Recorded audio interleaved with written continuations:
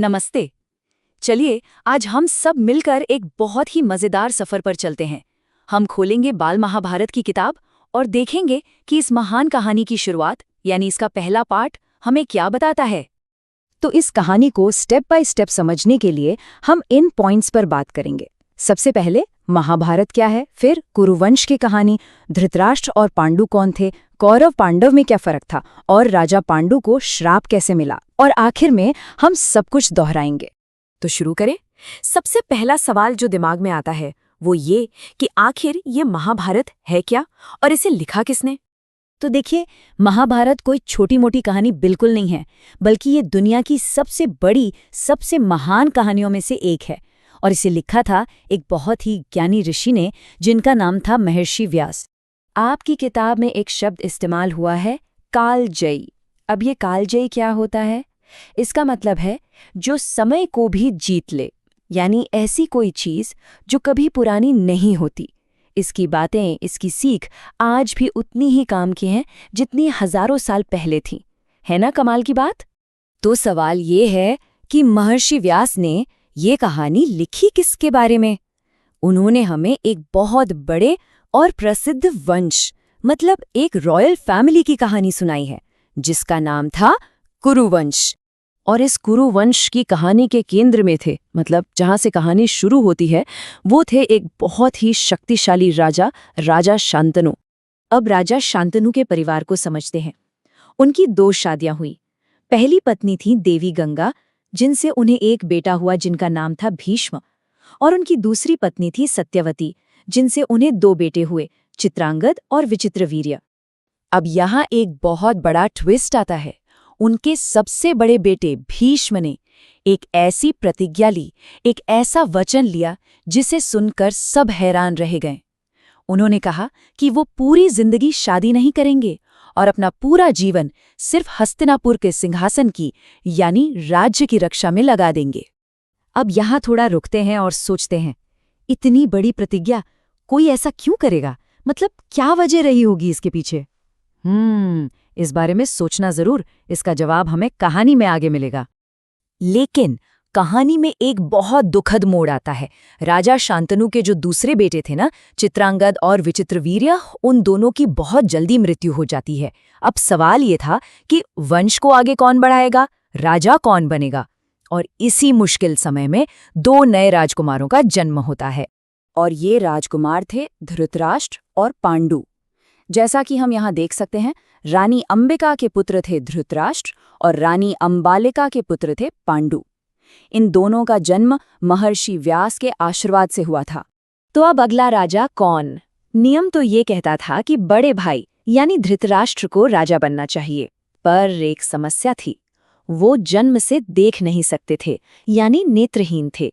इसीलिए उनके छोटे भाई पांडु को हस्तिनापुर का राजा बनाया गया। और बस यहीं से ये कहानी 2 हिस्सों में बट जाती है। यहीं से जन्म होता है महाभारत के 2 सबसे जरूरी समूहों का, कौरव और पांडव। तो ये बात बहुत अच्छे से याद रखनी है। धृतराष्ट्र के थे 100 बेटे और वो सब कहलाए कौरव, और राजा पांडु के थे 5 बेटे जो कहलाए पांडव। तो 100 कौरव और 5 पांडव, यही है कहानी की 2 टीमें। अच्छा, एक और बात पर सोचते हैं। कहते हैं कि धृतराष्ट्र को अपनी नेत्रहीनता पर हमेशा दुख होता था। क्यों? जाहिर सी बात है, बड़े भाई होते हुए भी उन्हें राज सिंहासन नहीं मिला। ये बात उन्हें अंदर ही अंदर परेशान करती रहती थी। तो पांडु राजा बन गए और सब ठीक चल रहा था। लेकिन फिर एक दिन कुछ ऐसा हुआ जिसने न सिर्फ राजा पांडु की जिंदगी बल्कि पूरे हस्तिनापुर का भविष्य ही बदल कर रख दिया। हुआ ये कि एक दिन राजा पांडु जंगल गए आखेट के लिए। आखेट मतलब शिकार करना। उस जमाने में राजा महाराजा शिकार पर जाया करते थे।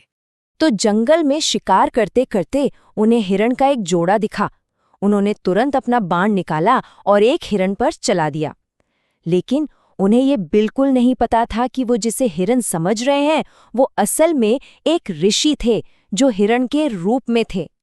और जैसे ही बाण लगा, ऋषि अपने असली रूप में आ गए। उन्होंने मरते मरते बहुत दुख और गुस्से में राजा पांडु को एक श्राप दिया। उन्होंने कहा, राजन, तुम्हारे जैसा निर्दयी इंसान इस दुनिया में कोई नहीं होगा। यही मेरा श्राप है। अब ये श्राप सुनकर राजा पांडु का तो दिल ही टूट गया। उन्हें अपनी गलती का इतना ज्यादा पछतावा हुआ कि उन्होंने फैसला किया कि वो अब राजा बने रहने के लायक नहीं हैं। उन्होंने अपना राजपाट, महल सब कुछ त्याग दिया और अपनी पत्नियों के साथ हमेशा के लिए जंगल में रहने चले गए। तो ये थी कहानी की शुरुआत। चलिए एक बार फटाफट से देख लेते हैं कि आज के इस पार्ट से हमें कौन सी जरूरी बातें याद रखनी हैं।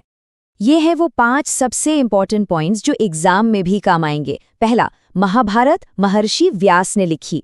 दूसरा, राजा शांतनु की 2 पत्नियां थीं, गंगा और सत्यवती। तीसरा, भीष्म शांतनु और गंगा के पुत्र थे। चौथा, धृतराष्ट्र के 100 पुत्र कौरव कहलाए। और 5वां, पांडु के 5 पुत्र पांडव कहलाए। सिंपल। चलो अब एक छोटा सा क्विज हो जाए, देखते हैं किसको कितना याद है। तो पहला सवाल, कौरवों के पिता का क्या नाम था? बिल्कुल सही, उनका नाम था धृतराष्ट्र। शाबाश। चलो अगला सवाल, पांडु को राजा क्यों बनाया गया था जबकि उनके बड़े भाई धृतराष्ट्र भी थे? एकदम करेक्ट, क्योंकि उनके बड़े भाई धृतराष्ट्र जन्म से नेत्रहीन थे। बहुत अच्छे। अब लास्ट क्वेश्चन, राजा पांडु को श्राप किसने दिया था? हाँ, एक ऋषि ने, जिन्हें राजा पांडु ने गलती से हिरण समझकर बाण मार दिया था। तो हमारी आज की ये कहानी यहीं खत्म होती है, लेकिन अपने पीछे एक बहुत बड़ा सवाल छोड़ जाती है। अब जब राजा पांडु भी जंगल चले गए, तो हस्तिनापुर का खाली सिंहासन कौन संभालेगा? इसका क्या होगा? ये जानेंगे हम अगले पाठ में।